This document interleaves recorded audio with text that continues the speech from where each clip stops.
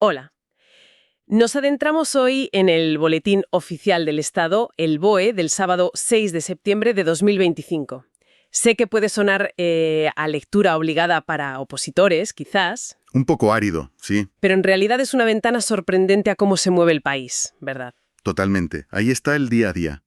Tenemos un compendio de documentos hoy, resoluciones que fijan precios, otras que hablan de finanzas públicas, nombramientos, jubilaciones y un montón de convenios de colaboración, de todo un poco. Un buen resumen de la actividad administrativa.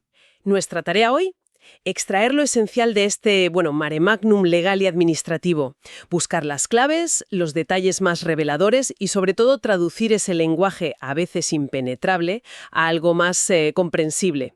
Veremos cómo decisiones que parecen lejanas pues pueden tener ecos muy concretos. Aterrizarlo un poco. Exacto. Y para abrir boca, una pregunta.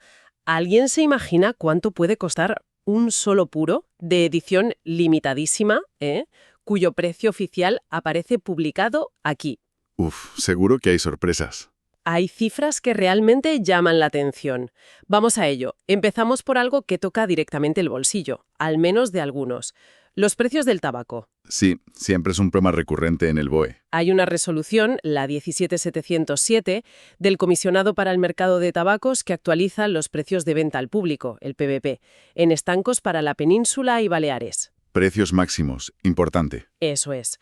Vemos algunas novedades en cigarrillos, como una edición limitada News & Core Roach 21 con 21 unidades a 4,85 o una caja grande Winston Selection 40 a 9,50. Precios más o menos esperables ahí. Pero donde la gama se dispara es en los cigarros. Hay opciones más asequibles, claro, como la Aurora 15 minutos break a 3 euros. Ajá.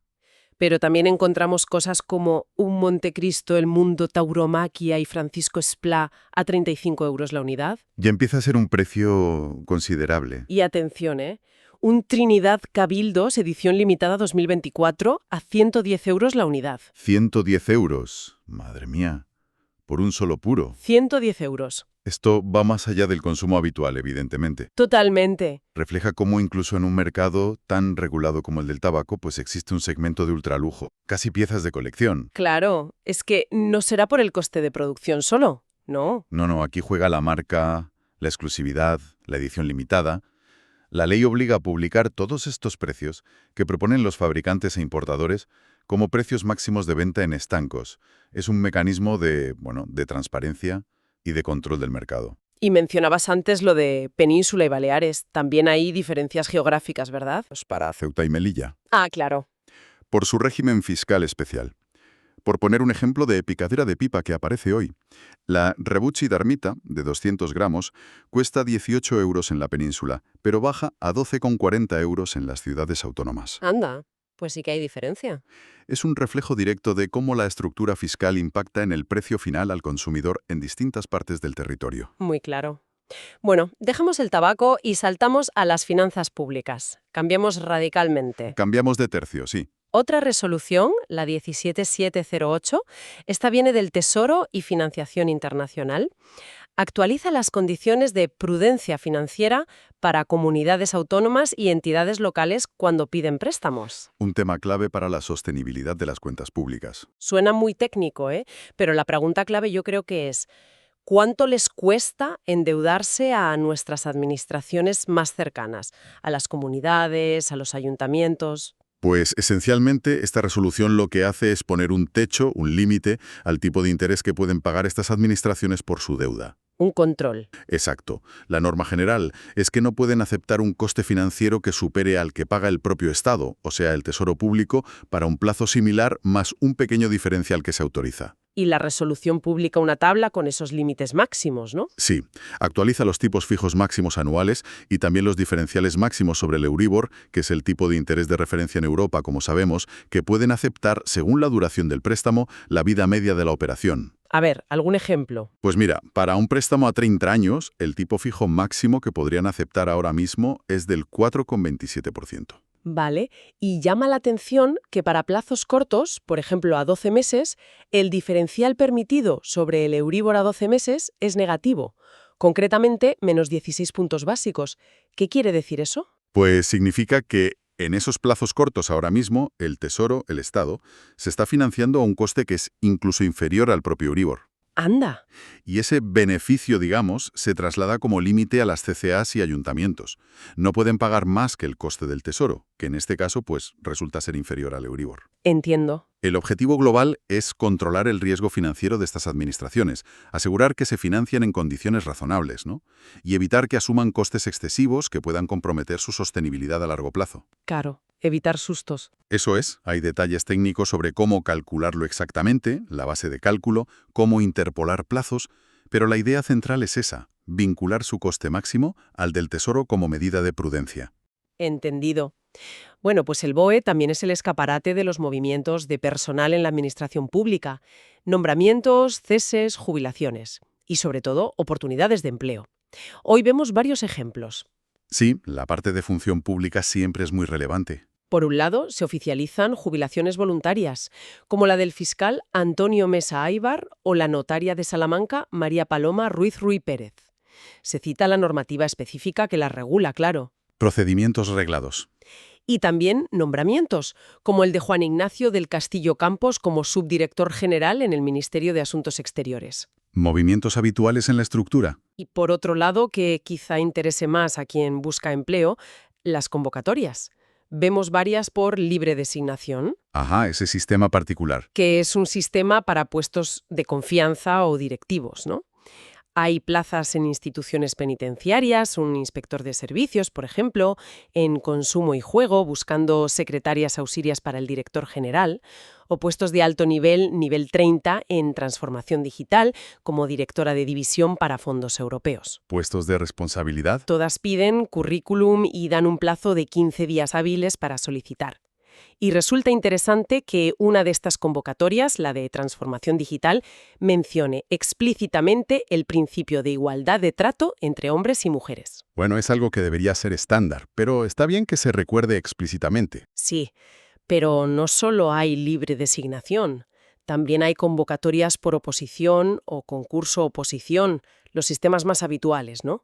Basados en mérito, en exámenes, sobre todo en la administración local. Los procesos selectivos más comunes, sí. Se anuncian plazas muy diversas. 16 de trabajadora social, 4 de diplomado en informática, enfermera del trabajo, técnicos de gestión, incluso un alguacil, personal de servicios, múltiples. Un poco de todo. Exacto. El BOE es crucial aquí para la transparencia y la seguridad jurídica de todos estos procesos. Claro. La libre designación es un procedimiento específico, legalmente previsto, para ciertos puestos donde se valora la idoneidad del candidato de una forma, digamos, más discrecional, aunque siempre motivada. Vale. En cambio, la oposición y el concurso-oposición son los sistemas generales basados en los principios constitucionales de igualdad, mérito y capacidad, con pruebas objetivas, valoración de méritos, etc. Los más conocidos, sí. La publicación oficial garantiza que todo el mundo conozca las reglas del juego, los requisitos, los plazos, el procedimiento. Y fíjate, es relevante también cómo se incluyen cláusulas detalladas sobre protección de datos en las solicitudes, Ah, mira. adaptándose al Reglamento General de Protección de Datos, asegurando los derechos de los participantes.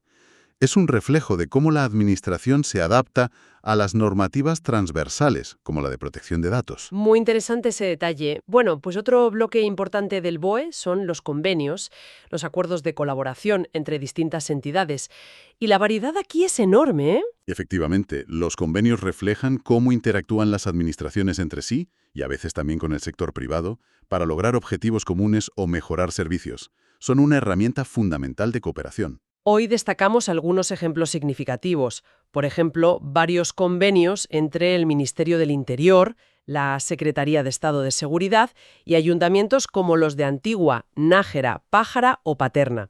El objetivo es integrar a sus policías locales en el sistema Biogen. Importantísimos estos convenios. Biogen es el sistema de seguimiento integral de los casos de violencia de género. Fundamental. Centraliza información para valorar el riesgo de las víctimas y coordinar su protección. Integrar a las policías locales, que son a menudo la primera línea de respuesta y las más cercanas a la ciudadanía, es absolutamente clave para que el sistema sea efectivo. Claro, la capilaridad que tienen. Exacto. Los convenios establecen los protocolos, cómo se accede a la herramienta, la formación necesaria para los agentes y con cláusulas muy estrictas de confidencialidad, lógicamente, por la sensibilidad de los datos que se manejan. Suena fundamental, ciertamente. Y una pregunta.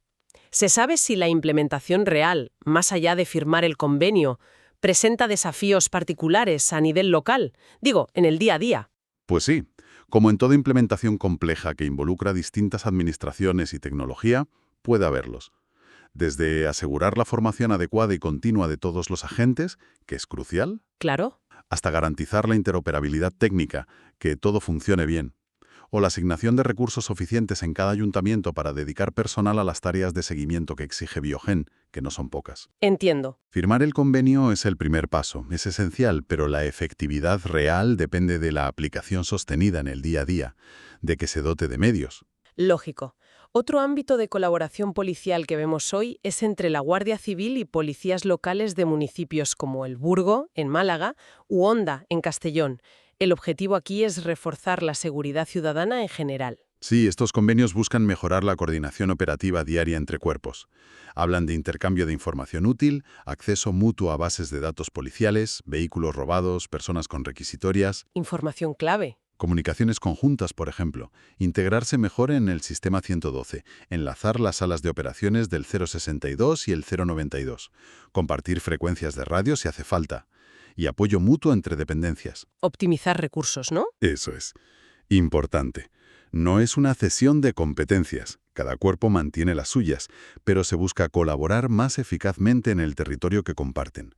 Y todo bajo la coordinación de la Junta Local de Seguridad, que es el órgano clave para esto. Vale. Cambiamos de ámbito. Vemos un convenio con un claro impacto social. El del Servicio Público de Empleo Estatal, el SEPE, y la Cámara de Comercio de España para desarrollar el programa Talento 45+. Este es relevante, sí, porque aborda un reto importante: mejorar la empleabilidad de las personas mayores de 45 años. Un colectivo que lo tiene difícil a veces. Efectivamente, un colectivo que a menudo enfrenta dificultades para reincorporarse al mercado laboral. El programa combina orientación personalizada con formación, sobre todo en competencias digitales que son cada vez más necesarias. Fundamental hoy en día. El SEPE aporta 10 millones de euros en 4 años y la Cámara cofinancia con 1,5 millones. Y fíjate, parte de esa cofinanciación viene del Fondo Social Europeo Plus, el FSE Plus, Ah, fondos europeos. lo que indica que es una prioridad apoyada también por la Unión Europea. Interesante. Y bueno, solo por mostrar la diversidad, encontramos otros acuerdos publicados hoy que son muy distintos. Uno curioso de mecenazgo, donde empresas como Iberostar colaboran con la Embajada de España en Túnez para la celebración de la fiesta nacional. Sí, a cambio de visibilidad, de difusión de su marca. Exacto. También acuerdos más técnicos, como la delegación de competencias para agilizar la gestión en la zona franca de Tenerife, estableciendo límites económicos para las decisiones. Para que no todo tenga que pasar por el Pleno, agilizar. Faciliten el cumplimiento de penas de trabajo en beneficio de la comunidad, para que las personas condenadas puedan realizar esos trabajos. Una labor social importante también. Sí. Todos ellos, aunque muy distintos en su objeto, ilustran esa idea de colaboración y búsqueda de eficiencia o de cumplimiento de fines públicos a través de la cooperación formalizada que representa un convenio publicado en el BOE. Le da seguridad jurídica. Totalmente. Y para terminar, demos un vistazo rápido a la miscelánea de otros asuntos que aparece en este BOE del 6 de septiembre. Es que es casi un catálogo de la actividad regulatoria y administrativa del país. La verdad es que sí, toca todos los palos. Vemos a Puertos del Estado homologando un centro privado, el Centro de Formación San Nicolás, para dar formación sobre mercancías peligrosas en puertos, con requisitos estrictos, ¿eh? La seguridad en los puertos es crítica. En seguridad aérea, la agencia estatal AESA publica extensiones para construir cerca del aeropuerto de Lleida, bajo condiciones, claro. Y por otro lado, regula con mucho detalle los exámenes electrónicos para obtener licencias de piloto, desde la solicitud hasta cómo se aprueba. Es interesante ver cómo la regulación llega a ese nivel de detalle, ¿verdad? buscando garantizar estándares y seguridad en ámbitos muy técnicos. Sí, también hay decisiones ambientales. Se publican informes de impacto ambiental simplificado para proyectos energéticos. Por ejemplo, hibridar plantas solares o eólicas existentes con baterías, en Cáceres y Burgos. Almacenamiento energético, un tema clave. Y para uno bastante complejo, acondicionar un barranco en Valencia, el Barranco de la Saleta, para prevenir inundaciones, que afecta a la huerta y requiere medidas específicas de integración, restauración. Ahí vemos cómo la evaluación ambiental, incluso la simplificada, obliga a analizar múltiples factores: fauna, paisaje, patrimonio cultural, riesgos, y a imponer condiciones para minimizar el impacto. Se busca un equilibrio entre el desarrollo necesario y la protección del entorno. Un equilibrio delicado a veces. Sin duda. Y no falta la cultura. Se convoca el Premio Nacional de Arquitectura 2024, dotado con 60.000 euros. Ni la economía, con la publicación diaria por el Banco de España de los tipos de cambio oficiales del euro fijados por el BCE. Hoy, por ejemplo, un euro igual a 1,1697 dólares USA. Información de referencia diaria. Y incluso educación superior, con la publicación del plan de estudios oficial de un máster universitario en biomecánica de la locomoción humana por la Universidad San Jorge. Realmente, un solo BOE es un microcosmos de la actividad del Estado en sus múltiples facetas: regulatoria, económica, social, administrativa, de todo. Es increíble la cantidad y la variedad de información que se registra en un solo día, ¿verdad? Entonces, ¿qué podemos extraer de todo esto? Yo creo que el BOE, lejos de ser solo un texto árido o farragoso... Que a veces lo es un poco, seamos sinceros.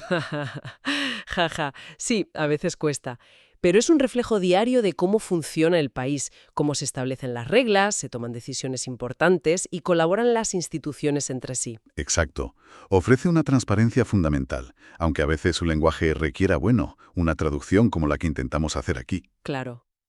Permite ver cómo las grandes leyes o las políticas generales aterrizan en aspectos muy concretos de la vida o de sectores específicos, desde el precio de un producto regulado como el tabaco, Hasta las condiciones para acceder a un empleo público. o cómo se protege a las víctimas de violencia de género a través de Biogen, o se intenta impulsar el empleo de colectivos específicos como los mayores de 45 años. Son ejemplos muy claros. Quizás esta exploración sirva para despertar la curiosidad sobre alguno de estos temas, o simplemente para entender un poco mejor esa maquinaria compleja que es la administración pública. Ojalá. Y como reflexión final podríamos preguntarnos algo, ¿no?